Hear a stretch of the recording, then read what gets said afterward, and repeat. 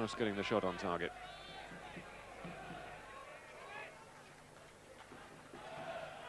Brandon, a little bit of space for him. Might try the shot from there. Oh, not a bad one either. Oh, hit the top of the stanchion from Chris Brandon then. That is the closest that Torquay have come. Well, he suddenly found himself with a little bit of space opening up. He was always intending to take the shot, I think. Curved and dipped, but not quite enough.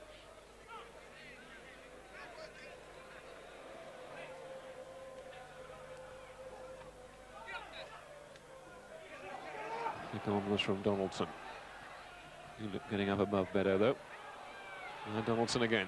He'll try the shot again. He spotted Mark Bolton off his line.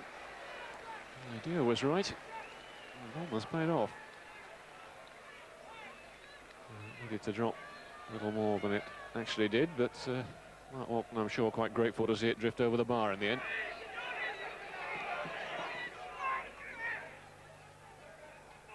Russell with the header. Crosby looking to get it forward. That came off Rod Thomas. The chance here for Hart. He's got the touch, but it will go wide. Well, he has been the man most likely for much of the afternoon, Gary Hart. Almost embarrassing Torquay then. His pace took him away from the defender. A little nudge past Southall, going agonisingly wide in the end. Awesome. Russell forward for O'Brien. Beddoe found a bit of space. Can he get the shot in? Well, he skimmed across the turf, that one from Tony Beddoe. Certainly it was well wide of the target. One of those games where you didn't quite get going at the start, probably improved in the second half, but never really looked as if you were going to break the deadlock, did you? No, that's right, yeah. I mean, as I say, their format was just get the ball forward quick. I'm being fair to them, with the three fellas up front who were getting the touches, and it was very difficult to get out. I think we were penned in for about 15 minutes at the start of the game. But second half we were a bit better, but we're disappointed, yeah, with the result at the end of the day. And there's the third division table, just a point separating Torquay and Argyle. The Pilgrims with that game in hand and a tough trip to Peterborough on Saturday, while the Gulls go to bottom club Chester. Before that, the little... Watch the action. Yes, Exeter City through to the area semi-finals of the Auto Windscreen Shield, and deservedly so. They beat local rivals Torquay United by a 1-0 in a lacklustre Devon derby here at St James's Park. Virtually all the excitement came in the first half. Torquay had an early chance to take the lead when Kevin Hill was put through in the best move of the match, only to be denied by Exeter keeper Stuart Naylor. Exeter took charge after that, and only a brilliant save from Ryan Northmore prevented Jason Rees from breaking the deadlock. The decisive goal came just before half-time. Gary Alexander setting up substitute Rob Speakman, who kept his composure superbly to slide the ball home. The game rather fizzled out as a spectacle after that, but Exeter won't be complaining. 2 more wins, and they could be on their way to Wembley. Martin Dean at St James's Park for West Country News. And that's all from the late team. We'll have more news in Jim. 2-1 by a Chester side fighting for their very Football League survival. And it all went wrong for the Gulls after an uncharacteristic slip by veteran goalkeeper Neville Southall. Commentary at the Diva Stadium comes from Graham Sellers.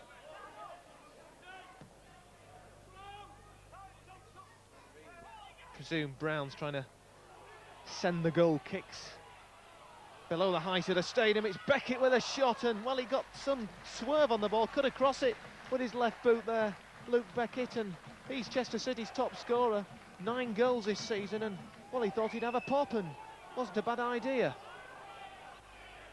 Kevin Hill then for the goals. Healy on his inside, but he finds O'Brien instead. This is Beddoe. Always a threat. Tony Beddoe fires one in from long range, and the keeper makes a meal of it. Well, that looked like a simple save for former Bristol City keeper Wayne Brown, but I think it's amateur dramatics here.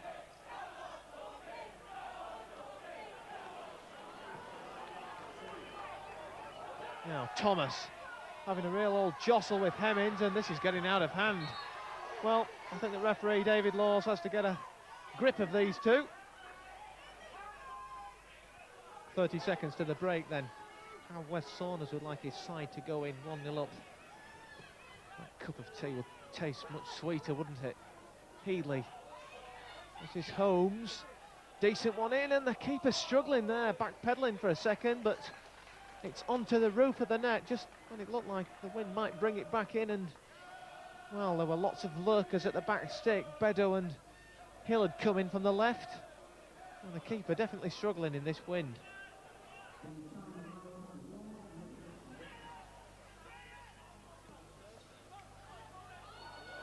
Well, a long ball hoisted forward, and Southall makes a meal of clearing it, and it's fallen to Hemmings, and it's in the back of the net from Eyolfsson. Sigurd Eyolfsson has put Chester City in the lead. It was just a long toe pump forward. Neville Southall came out, seemed to have everything under control, but stumbled, lost the ball, and then Hemmings got a touch in it, and Eyolfsson was on hand to slot home. The Icelandic gives Chester City the lead, 1-0. Well, Neville Southall, after that collision, which led to the goal, scored by Sigurd Eyolfsson, is exiting the field. He's obviously not fit to continue, perhaps a little bit concussed. And Ryan Northmore enters the scene. We've had 68 minutes. Chester still lead by that solitary goal, and you would think that American businessman Terry Smith and new manager Ian Atkins would like a 2-goal cushion. Wes Saunders would like an equaliser. Second corner for Chester then, and it's a dangerous one, and there's a header from Beckett, and he's scored! Well, that cross from the corner quadrant just seemed to drift in on the wind and homed right in on Beckett at the far post, and well, it looks as if he's broken his nose heading in his 10th goal of the season. Ryan Northmore, Neville Southall's replacement, couldn't do anything about it. There's Ian Atkins' 2-goal cushion, and Wes Saunders is fuming. Torquay's third corner. Wayne Thomas is there, downwards header. Williams trying to nod one in, and over the top by the keeper.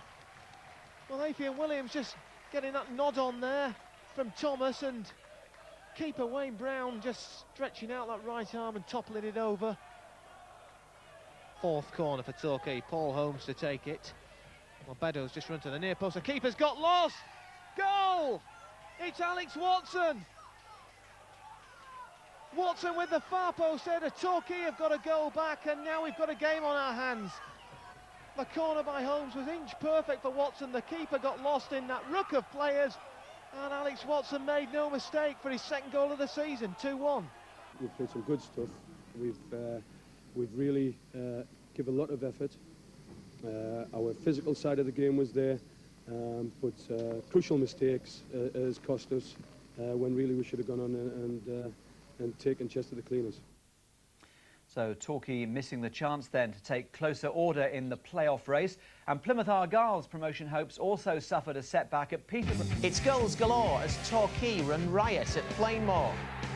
Middleton makes his mark as Plymouth get back to winning ways, and Alexander is simply great as Exeter make a point on Friday night. Let's start at Plainmoor, where Torquay ran out 4-0 winners against Halifax. Describing the action, Seth Conway. Fantastic save by Butler, but he can't deny Tony Beddoe.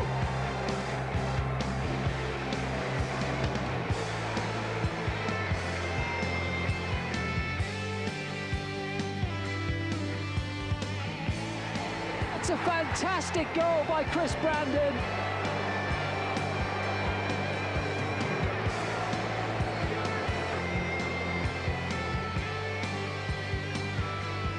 There's Williams, and that's 3-0.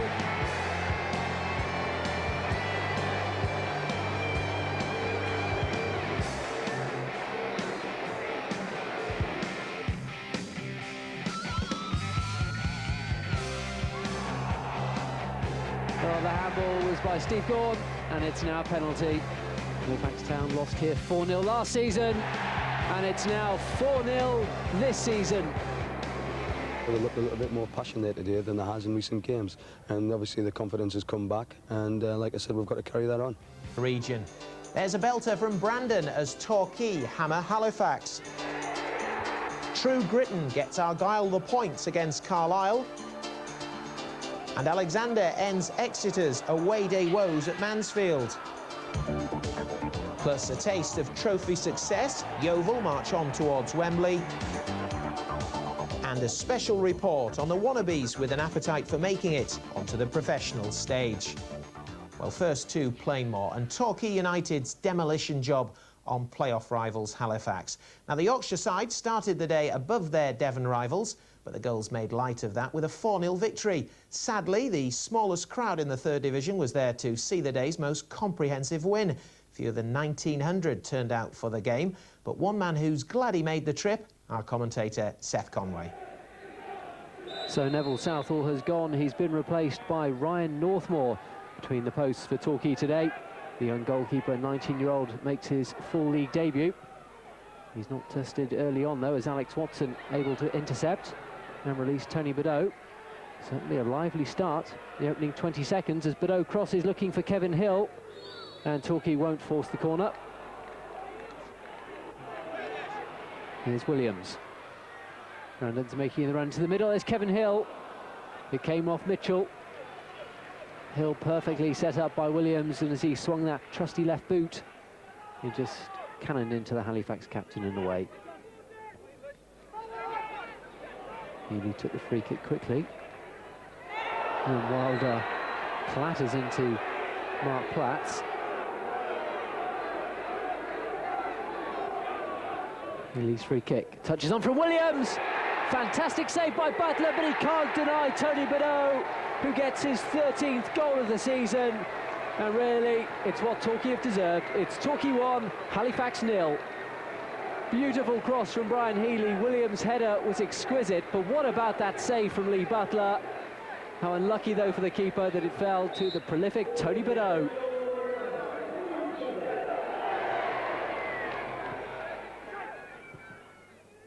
Beddoe.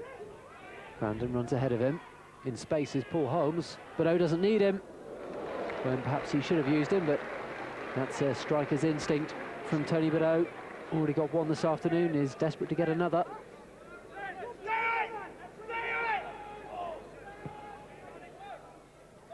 Painter. Able to centre, looking for Lee Potter. Paul Holmes takes no chances, concedes the corner. A little more than 10 minutes to go before half-time as the corner comes in and cleared off the line by Thomas. Well, Steve Gaughan's corner almost went straight in. It was that close. Here's Holmes. On to Brandon. It's a decent shot. Oh, it's a fantastic goal by Chris Brandon. It's his 5th of the season, and he won't score one better than that. It's Torquay United 2, Halifax Town 0. Well, the Halifax defence just stood off Chris Brandon, invited him to shoot, and the last player to score a goal like that here at Plainmoor was one Rodney Jack, and that's how good a goal it was.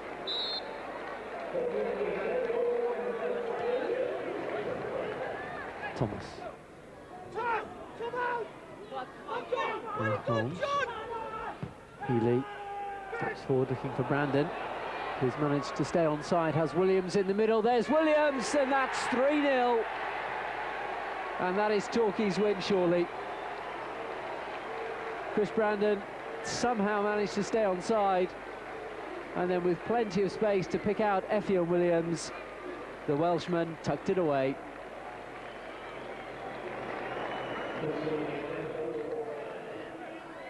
Thomas releases Brandon. Beddoe makes the run ahead, so does Effion Williams. Will Williams get his second? He might have done. Here's Holmes, looking for Brandon. They're queuing up at the moment. Brandon, oh, the handball was by Steve Gaughan, and it's now a penalty. Halifax are in disarray in defence. Well, Gaughan can't have too many complaints. Brandon had knocked the ball past him. Out came the hand, and the penalty was given. Halifax Town lost here 4-0 last season, and it's now 4-0 this season. It's a disastrous day for Halifax Town. Torquay United 4, Halifax Town 0. That was a fine penalty from Brian Healy. An accomplished spot kick straight into the corner. Patterson. Hill to Donaldson.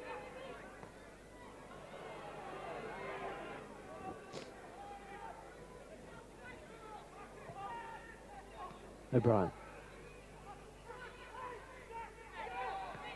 O'Brien just chips forward for Tony Beddoe. Chris Brandon's waiting. If Beddoe spots him, here is Brandon. It's an excellent turn. Will he return the ball to Beddoe? Oh, went for the shot himself. The only person expecting that, I think, was Lee Butler. A very cheeky effort from Chris Brandon. I think with a little bit more guile in front of goal, it could have been a few more. But I've got to be very pleased with that. Right from the kick-off, we got into stride.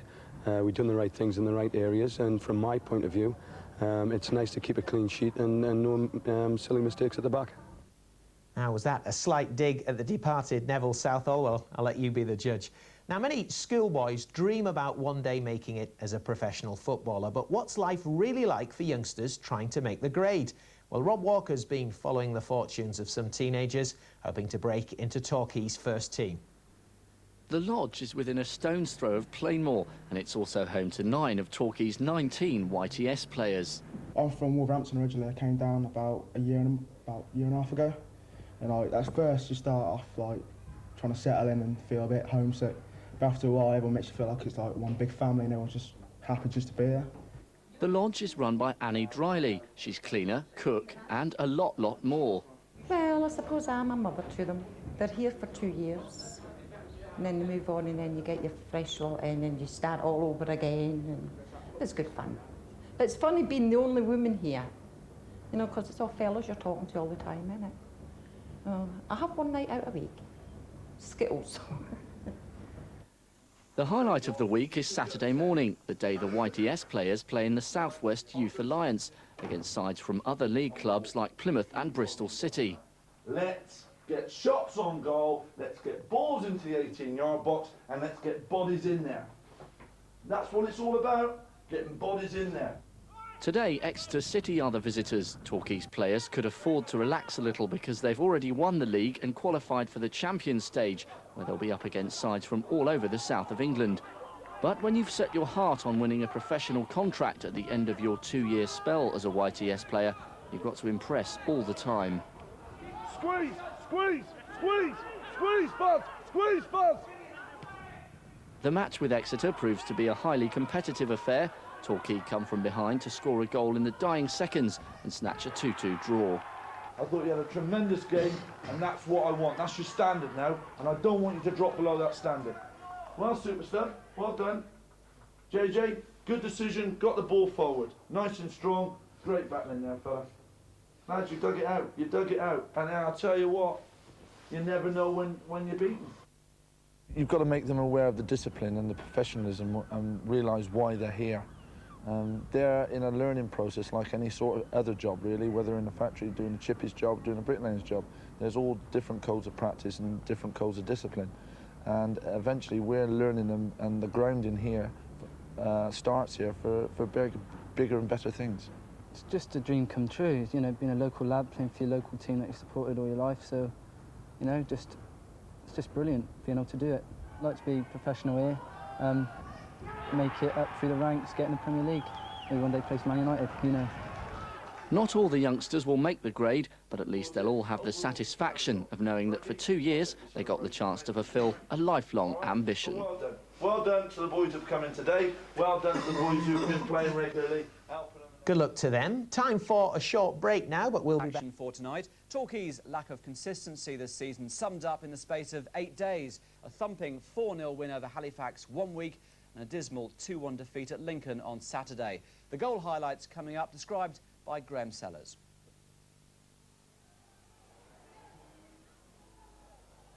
It's clipped in there, and that's 1-0. Thorpe with a header.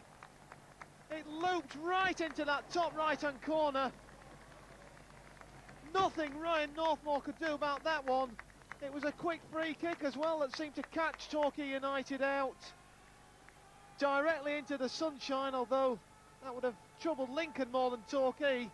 They were in the shade, and they're in the shade now because Lincoln City have a 1-goal advantage.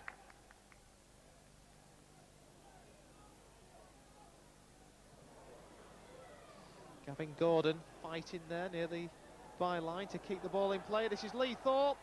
Gordon miskicked, and it's in. Paul Smith at the far post was on hand to bury it. 2-0, and that's buried Torquay United on sight. Full credit to Gavin Gordon battling away near the byline. It fell kindly for Thorpe. Perhaps a tad fortunate there, Lee Thorpe. But as he put it across, who was there? Smith. He's been all over the pitch. 2-0. Thorpe, nice touch from him, but Holmes there to blast it clear. Now, Williams is onside. Chance here to get a goal back. Good save by the keeper, but not good enough. Williams has got his 7th goal of the season. Clean through, and he's been waiting for just one chance. It's the only one he's had. And you would have put your bank on him to score, and he didn't let his supporters down behind that goal. 2-1. It's the rigours of the 3rd division, I believe. It's a thing called consistency, which I think all 2nd and especially 3rd division managers go on about. After doing so well last week at home, resounding 4-0 victory over Halifax, we come away and get away from the things that brought us success last week. I mean, we've got the ability in the side, but whether that ability has got the mental attitude and the mental toughness to see us through, then it remains to be unseen. But you know, we'll keep pounding at them and getting the right things over in training, because I know they're very, very capable of doing so. But it's up to them. Torquay and Plymouth still in the top half of the table then, but it's vital they start winning a little more regularly if they're going to make it into the playoffs. Well, Plymouth with a...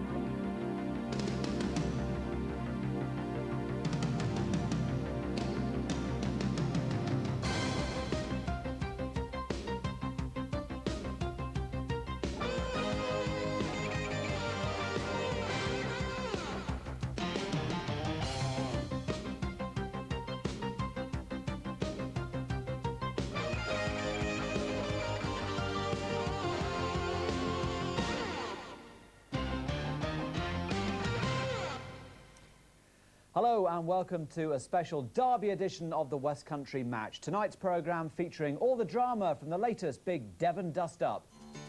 Revenge is sweet for Torquay United as it proves elementary for Watson against Exeter. And on the mark again for Argyle, a double century for Supermac. Plus Plymouth playing the Army game. The hot shots from home park get a taste of life in the ranks. Well, let's kick off tonight with that Devon derby at Plainmoor. Torquay getting their own back for a 3-2 defeat at St James's Park in November by winning the return 1-0. A pretty low-key affair this one though, and a disappointing crowd of just under 3,300 to witness it. Among them, our commentator Martin Dean. So Exeter City get this, the 92nd league meeting between these two rivals. Its hostilities first began in 1927 underway. Exeter have had the better of things so far. We've won 36 of the previous contests compared with Torquay's 27. Among those Exeter victories, of course, was a 3-2 success at St James's Park earlier in the season. And having dipped out also in the auto windscreens shield to their Devon rivals, Torquay might feel they have a point to prove this afternoon. The fixture may stretch back a long way, but two players will be experiencing it for the first time. Stuart Jones makes his Football League debut in goal for Torquay United, while John Cornforth makes his first start for Exeter, having joined the club in midweek from Scunthorpe. It's a poor clearance from Stuart Jones. Flack trying to get the ball back on target. He's taken a deflection, and that will be the first corner of the afternoon.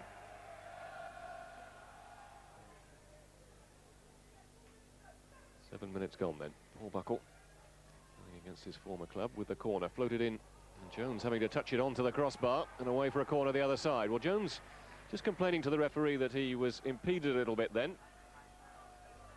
Certainly a little bit of pressure for the young goalkeeper to endure. Now Buckle from the other side. Towards the near post this time, and Jones was beaten in the air, but only after Giddings has used his shoulders to climb above him.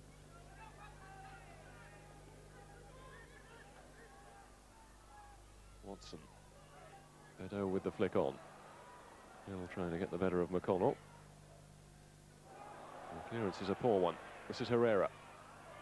Towards the near post, headed away by John Gittins. Healy claiming that he was being pulled back. The referee agreeing.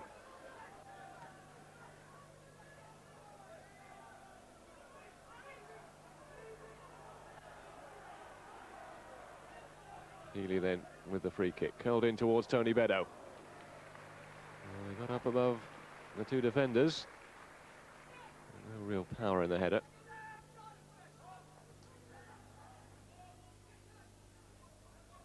Holmes trying to lift it over the top, and Curran's header not going quite where he'd intended. I think he just lost his bearings for a moment then, Chris Curran. He concedes the corner. Paul Holmes will take it.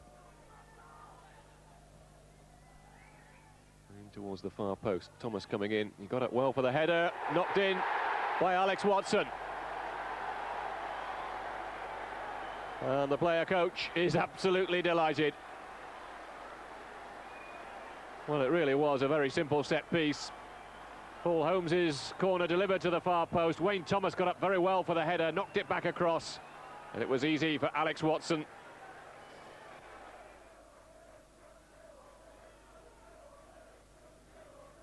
Naima. Cross delivered towards Steve Flack. Header inside, was aiming for Jason Rees. And now Flack again. Oh, he's missed his kick completely. Something about keeping your eye on the ball, or something like that, I think. Now Watson. Away by Naima, only as far as Paul Holmes. Cross aimed in towards Bedo. Curran stretched for it. Matthews was being impeded. Matthews was flapping at the ball, but he was being impeded by Kevin Hill at the time. Now Cornforth in towards Alexander. Couldn't hold it up. McConnell. Well, they sliced that one, but old-fashioned up and under, really. This is Cornforth. It was worth having a go. There haven't been too many shots raining in from Exeter in this opening 45 minutes. In towards Alexander. Having quite a tussle on that far side with Lee Russell. Referee allowing play to continue. Jason Rees in towards Alexander once more. He's brought it down well. Oh, that was a good effort too. Finished up in the side netting. That's Gary Alexander just providing ample evidence then of why he's Exeter's leading goal scorer by far. And he tried to play the little ball inside, but didn't come off for him. Bedo brought down right on the edge of the penalty area by McConnell.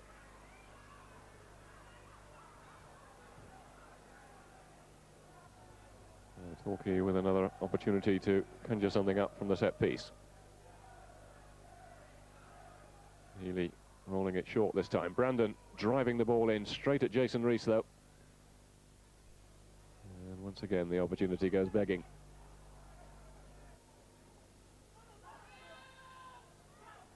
Healy under pressure from Buckle.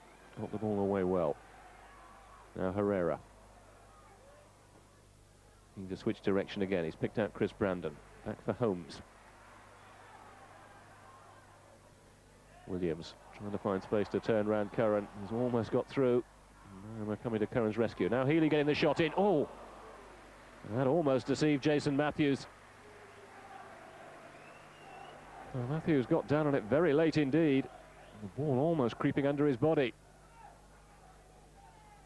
He might just have seen the ball coming through a little late as Brian Healy got the shot in. I think he'll be quite relieved to find it finally stuck in his grasp.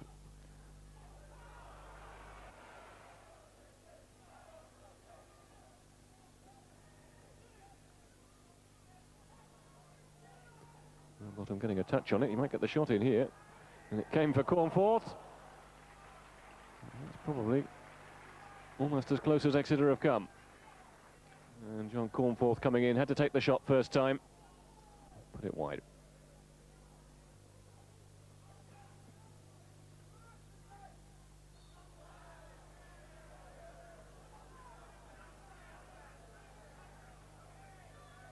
Exeter have the free kick. Gittins floating it in towards Frankie Bennett, who got it well for the header. Driven in by Rees. This is Bennett. Looking for a little 1-2 with Rowbottom. Bennett. Nyama. Oh, what a save from Stuart Jones. How did he get back there? And in the aftermath, even a suggestion that Darren Rowbottom might have been fouled in the penalty area. Well, high drama then. Certainly the run from Bennett was superb. And he set up Kofi Nyama, who looked certain to score with a header. Somehow Stuart Jones got back and managed to scoop the ball off the line, and then there was certainly a suggestion that Darren Rowbottom might have been brought down.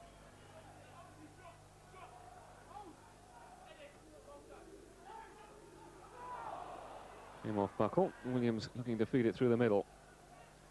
Now Healy. Straight to Jason Rees. Well read by Lee Russell. Now Healy. Away from Buckle. Chance maybe to get a shot in here. Well, it took a little bit of a bobble as he went for that one, Brian Healy. A real surprise when it ended up in the back row of the stand.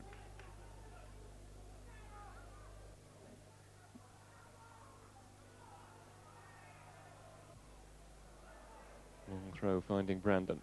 Under pressure from Buckle. And Thomas.